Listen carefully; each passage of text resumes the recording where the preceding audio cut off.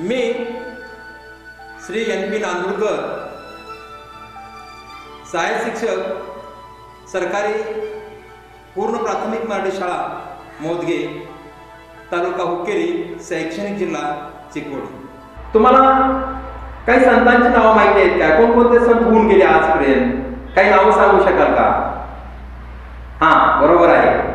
संत ज्ञानेश्वर, संत तुकाराम महाराज, संत नामदेव, मुक्ताबाई, अशा प्रकारचे अनेक संत आजपर्यंत होऊन गेले आणि या संतांनी आपल्याला एक चांगली शिकवण देऊन गेलेली आहे. तर आज आपण या संतांचं योगदान काय, या संतांनी या समाजाला काय दिलं, संतांची कामगिरी काय, लोकशिक्षण कोणतं होतं शिक्षण या संतांचं, हे पाहत असताना तुम्हाला तुकाराम महाराज माहिती असतील. या तुकाराम महाराजांनी तसे पाहिलं तर तुकाराम महाराजांची फार मूळची श्रीमंती होती, पण अगदी नंतरचा कालखंड त्यांचा अतिशय वाईट अशा अवस्थेमध्ये त्यांचा शेवट झाला. तर तुकाराम महाराजांनी समाजाला मदत केली. समाजाला मदत करत असताना एक प्रसंग तुम्हाला सांगावासा वाटतो. एक प्रसंग मी सांगतो आहे. विषय आहे मराठी इयत्ता 6वी, राष्ट्रसंत तुकडोजी महाराज. आपला देश प्रगतीपथावर नेऊन उन्नत करायचं असेल तर प्रत्येक गाव स्वयंपूर्ण झाले पाहिजे. ते गाव शिक्षण, आरोग्य, उद्योग या सर्व बाबतीत विकसित झाले पाहिजेत. त्यासाठी लोकशिक्षण हवे. आणि लोकशिक्षण देत असताना लोकांच्या मध्ये आळस घालवला पाहिजे. आणि अशाच प्रकारच्या विचारांनी तुकडोजी महाराजांनी समाज उन्नतीसाठी कार्य केले. समाज उन्नतीचं कार्य करत असताना तुकडोजी महाराज अगदी तळागाळातील लोकांपर्यंत जाऊन पोहोचले. आणि अशा या तुकडोजी महाराज यांचा जन्म 29 एप्रिल 1909 रोजी अमरावती जिल्ह्यातील यावली या छोट्याशा गावात झाला. लहानपणापासून तुकडोजी महाराज अतिशय हुशार होते.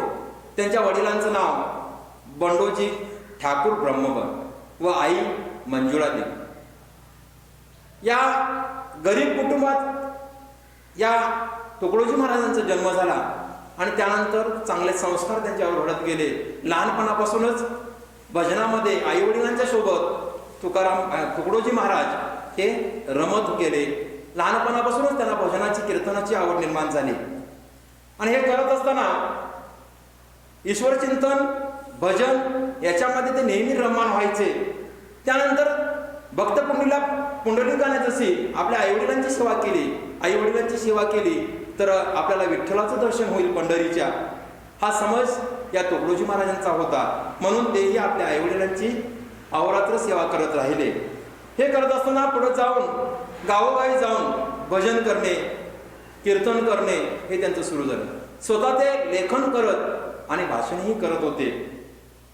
त्यावेळी लहानपणी या तुकडोजींना माणिक म्हणून संबोधलं जायचं, माणिक या नावानं ओळखले जायचं. आणि पुढं भजन कीर्तनाच्या माध्यमातून ते गावोगावी जायचे आणि भजन कीर्तन करायचे. आणि त्यामुळे सगळे लोक त्यांना देवबाबा म्हणू लागले. हे देवबाबा प्रत्येक गावामध्ये जायचे. तेथील लोकांना अंधश्रद्धेविरुद्ध आवाज उठवायचे. लोक करतात ते कसं चुकीचं आहे याविषयी ते मार्गदर्शन करायचे. आणि त्यामुळं सगळ्याच लोकांच्या मध्ये त्यांच्याविषयी विश्वास संपादन सगळ्यांच्या मध्ये त्यांनी केला होता. आणि त्यासाठी सगळेच लोक त्यांना देवबाबा म्हणू लागले, त्यांना नमस्कार करू लागले, त्यांचे पाय धरू लागले. आणि त्यामुळं ते म्हणतील तसा समाज करत गेला. लोक त्यांच्या पाठीमागे लागले होते. भजनाच्या निमित्तानं एकत्र येणाऱ्या समुदायाला त्यांनी त्यांच्या उन्नतीसाठी एकत्र करण्याचे ठरविले. त्यांच्या उन्नतीसाठी एकत्र करण्याचे ठरविले. आणि त्यांचे तरुण कार्यकर्त्यांची एक संघटना तयार केली. तरुण कार्यकर्त्यांची संघटना तयार करून त्या तरुण कार्यकर्त्यांना प्रशिक्षण देण्याचं त्यांनी ठरवलं. आणि प्रशिक्षण देण्यासाठीच धर्म सेवाश्रमाची स्थापना केली. ती म्हणजे 1935 साली मांजरी या ठिकाणी. या सेवाश्रमाची स्थापना करून त्या माध्यमातून ते युवकांना प्रशिक्षण देणार होते. आणि प्रशिक्षण देऊन समाज घडवण्याचं कार्य त्यांनी हाती घेतलं होतं.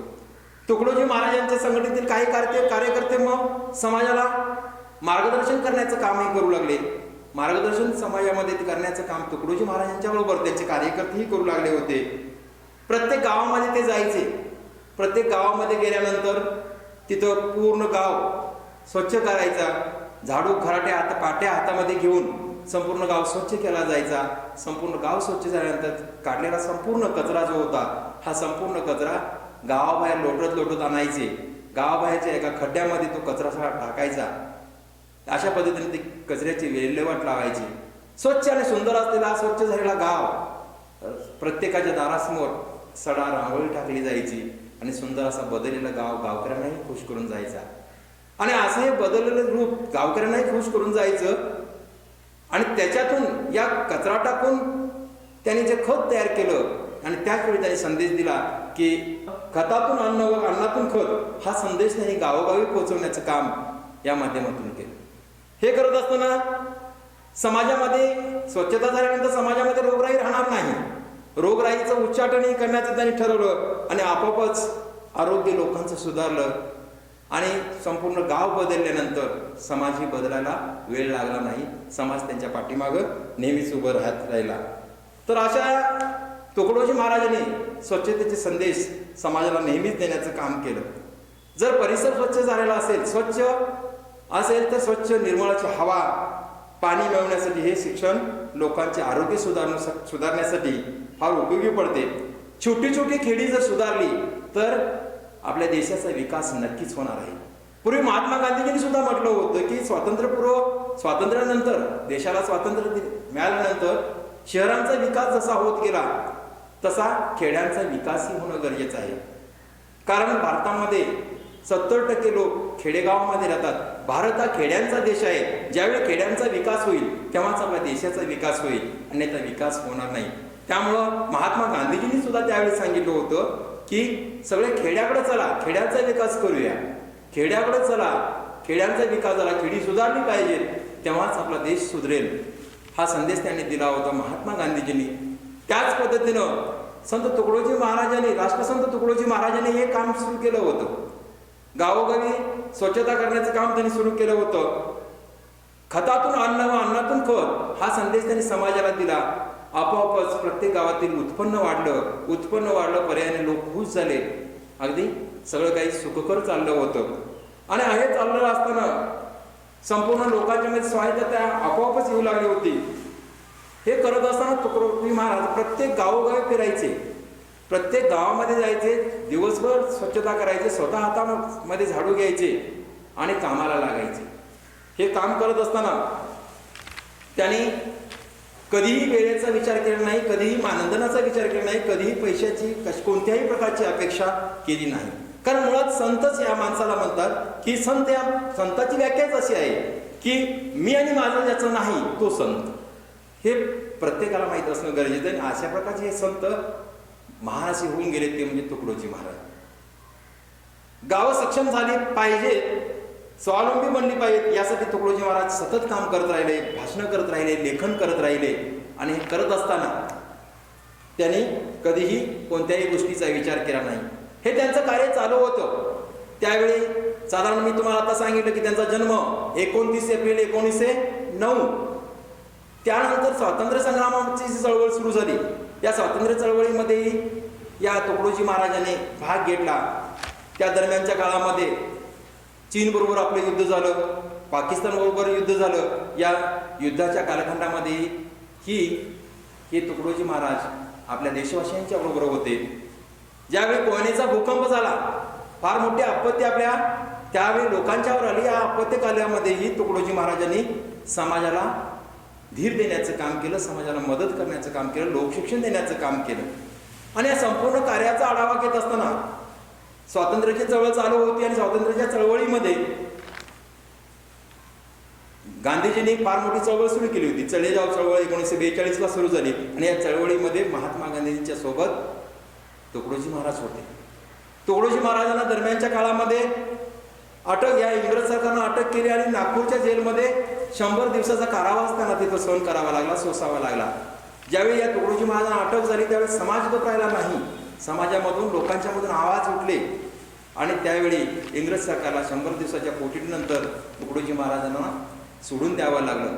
पण या राष्ट्रीय चळवळीमध्ये या तुकडोजी महाराजांनी सहभाग घेतला, भाग घेतला आणि त्यामुळंच त्यावेळेचे तत्कालीन राष्ट्रपती डॉक्टर राजेंद्र प्रसाद यांच्या हस्ते त्यांचा सन्मान करण्यात आला आणि त्याचवेळी राष्ट्रसंत तुकडोजी महाराज राष्ट्रसंत म्हणून ही पदवी त्यावेळी त्यांना बहाल करण्यात आली. राष्ट्रसंत तुकडोजी महाराजांचं कार्य राष्ट्रासाठी होतं, लोकशिक्षणासाठी होतं आणि त्यामुळंच ते राष्ट्रसंत म्हणून आपल्या परिचयाचे आले. तुकडोजी महाराजांनी हे कार्य करत असताना अनेक प्रकारची संकट त्यांच्यावर आली. तर जपानचा दौराही केला त्यांनी. 1955 मध्ये जपानमध्ये विश्वधर्म संसद झाली. या विश्वशांती संमेलनासाठी त्यांना निमंत्रित करण्यात आले. साधू संघटना केली गेली. या साधू संघटनेचे पहिले अध्यक्ष राष्ट्रसंत तुकडोजी महाराज होते. त्यानंतर अनेक प्रकारची संमेलनं झाली. विदर्भ साक्षरता संमेलन, अखिल भारतीय वेदांत संमेलन, आयुर्वेदिक संमेलन, भारत सेवक संमेलन, हरिजन संमेलन अशा प्रकारची अनेक संमेलनं त्यांनी हाताळली. अनेक संमेलनामध्ये ते सहभागी झाले आणि अशा प्रकारचं यांचं कार्य चालू असताना तुकडोजी महाराज नेहमीच कार्यात असायचे. मधल्या काळामध्ये त्यांच्यावरती एक वेळा विषप्रयोगही झाला, त्याच्यातूनही ते बचावले आणि हे अशा पद्धतीचं कार्य चालू असताना त्यांना कॅन्सरनं बचावलं. कॅन्सर हा आजार त्यांना जडला आणि कॅन्सरच्या आजारामध्ये 11 ऑक्टोबर 1968 साली संध्याकाळी 4:58 गुरुकुंज आश्रमामध्ये ब्रह्मलीन झाले. तर अशा या महान अशा राष्ट्रसंताचं कार्य अतिशय थोर आहे आणि अशा या थोर संताचं कार्य पाहत असताना त्यांचे विचार आणि आचार हे पाहत असताना आपणही स्वच्छतेचा संदेश प्रत्येक गावोगावी नेऊन पोहोचवला पाहिजे. आज भारत सरकारनं ग्राम स्वच्छता अभियान ही योजना संपूर्ण देशभर चालू केलेली आहे. स्वच्छता अभियानांतर्गत अनेक कार्यक्रम हाती घेतलेले आहेत. त्यासाठी आर्थिक सहकार्य व पुरस्काराची रक्कम ठरवण्यात आलेली आहे, घोषणा केलेली आहे. तुकडोजी महाराजांचा आदर्श घेऊन आपण आपलं गाव निर्मल ग्राम करूया आणि या कार्याची सुरुवात आपण आपल्या घरापासून, शाळेपासून आणि परिसरापासून सुरुवात करूया व आपल्या देशाचा विकास करूया.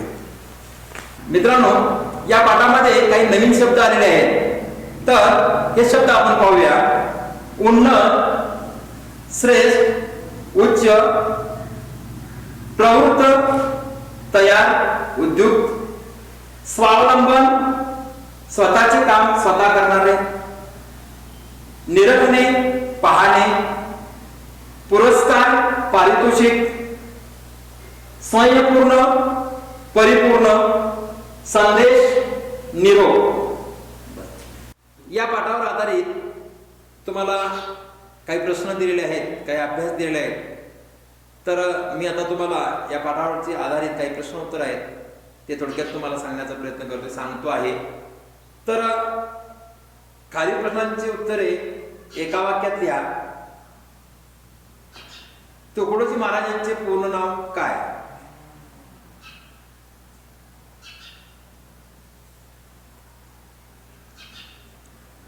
तुकडोजी महाराजांचे पूर्ण नाव काय?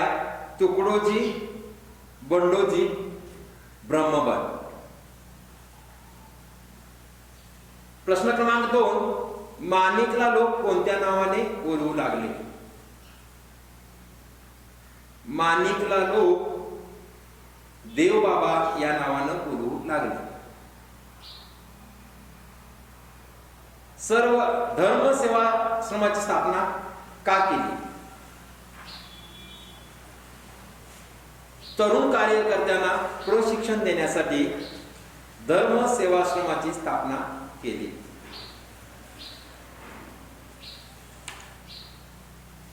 देशाचा खरा आधार कोण आहे?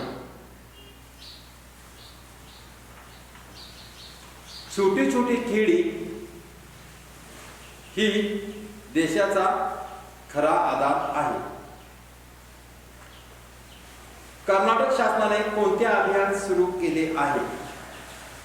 प्रश्न क्रमांक 5, कर्नाटक शासनाने कोणते अभियान सुरू केले आहे? कर्नाटक सरकारने निर्मल ग्राम स्वच्छता अभियान सुरू केले आहे? प्रश्न क्रमांक 6, स्वच्छतेची सुरुवात कुठून केली पाहिजे? स्वच्छतेची सुरुवात घरापासून, शाळेपासून व परिसरापासून केली पाहिजे. यानंतर काही विरुद्धोक्ती शब्द या पाठावरती आधारित दिलेले आहेत. एक, प्रगती, अधोगती. 2, आळशी, उद्योगी. 3, विकसित, अविकसित. 4, स्वच्छ, अस्वच्छ. 5, आनंद, दुःख. 6, देशभक्त, देशद्रोही. यानंतर काही समानार्थी शब्द दिलेले आहेत. 1, देव, परमेश्वर. 2, आई, माता, जननी. 3, शहर, नगर. 4, लोक, जन, प्रजा. 5, सफाई, स्वच्छता. 6, झाडू, केरसुनी.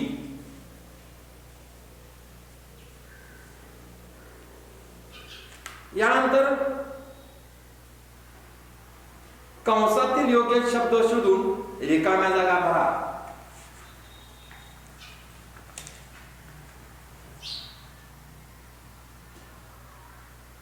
पहा, कंसामध्ये 5 शब्द दिलेले आहेत, वाक्य 5 दिलेले आहेत. स्वच्छ, मंजुळा देवी, पुरस्काराची, सक्षम, माणिक. हे 5 शब्द खालील 5 वाक्यांच्या मध्ये योग्य ठिकाणी भरावेचे आहेत. 1, तुकडोजी महाराजांचे लहानपणीचे नाव माणिक होते. 2, तुकडोजींच्या आईचे नाव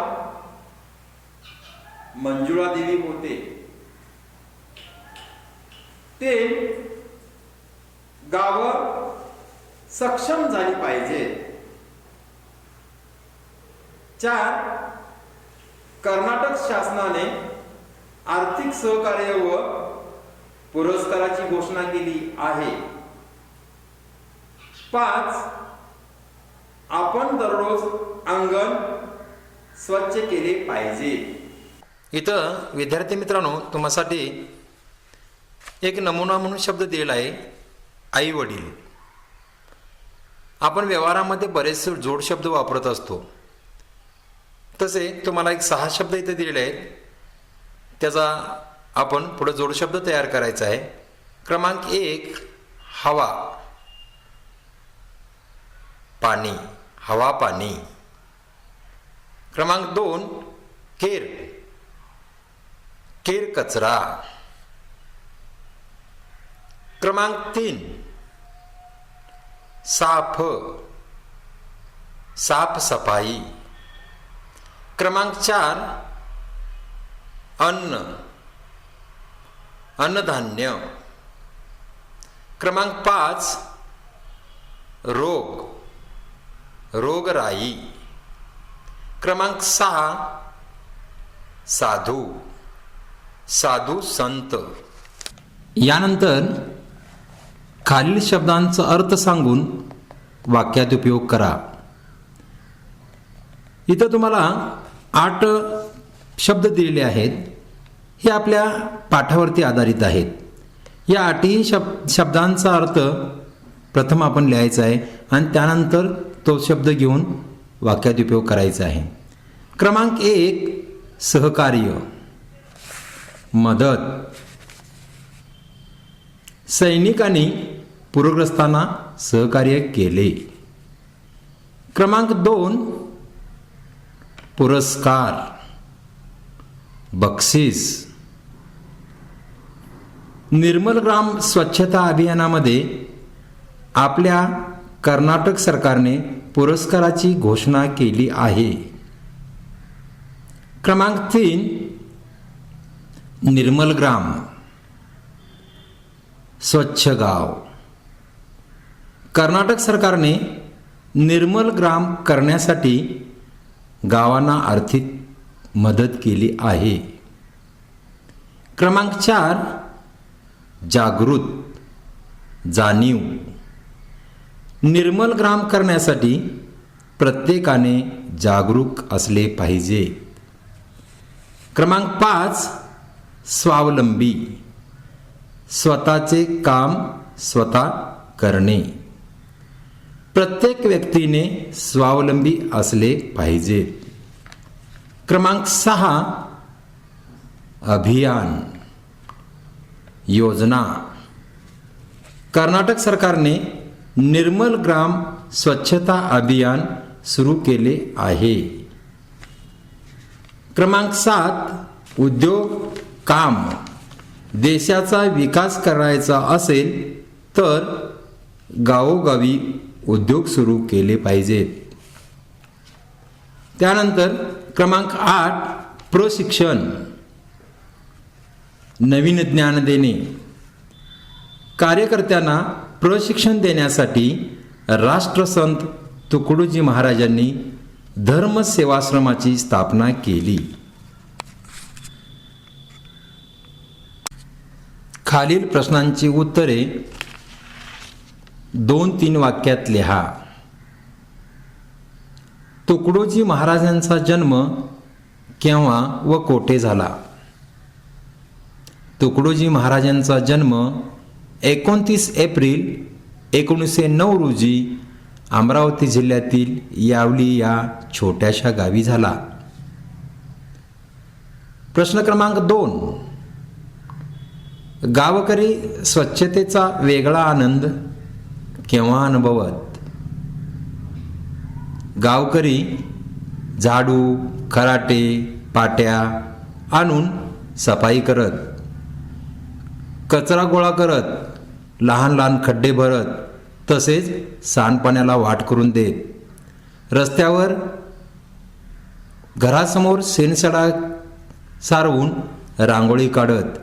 गावचे हे बदललेले रूप पाहताच गावकरी वेगळा अनुभव, वेगळा आनंद अनुभवत असत. प्रश्न क्रमांक 3 तुकडोजींनी गावोगावी कोणता संदेश पोहोचविला? स्वच्छता करून न थांबता त्या कचऱ्याचा कसा योग्य वापर करावा, त्याचबरोबर खतातून अन्न व अन्नातून खत, हा संदेश तुकडोजी महाराजांनी गावोगावी पोहोचविला. प्रश्न क्रमांक 4 संघटनेचे कार्यकर्ते स्वच्छता कशी करत असत? काही कार्यकर्ते लोकांना मार्गदर्शन करत, काही झाडू, खराटे, पाट्या आणून सफाई करत, काही लहान लहान खड्डे भरून काढत, काही सांडपाण्याला वाट करून देत, स्वच्छ रस्त्यावर शेणसडा सारवून रांगोळी काढत. अशा प्रकारे संघटनेचे कार्यकर्ते स्वच्छता करत असत. प्रश्न क्रमांक 5 तुकडोजींना राष्ट्रसंत म्हणून का ओळखले जाते? गावं सक्षम झाली पाहिजे, स्वावलंबी झाली पाहिजेत, यासाठी ते सतत लेखन व काम करत राहिले, भजन व भाषणं करत राहिले. लोकशिक्षणाचे थोर काम केल्यामुळे तुकडोजींना राष्ट्रसंत म्हणून ओळखले जाते. प्रश्न क्रमांक 6 तुकडोजींचे विचार काय होते? राष्ट्र स्वावलंबी करायचे असेल तर सर्वप्रथम छोटी मोठी खेडी सुधारली पाहिजे. त्यांना आधुनिक शिक्षण व स्वतःचे आरोग्य यांचे महत्त्व पटवून देणे गरजेचे आहे, असे त्यांचे विचार होते. तर विद्यार्थी मित्रांनो, या पाठावरील हा दिलेला सर्व स्वाध्याय आपल्या वहीमध्ये लिहून काढा आणि त्याचा अभ्यास करा. धन्यवाद.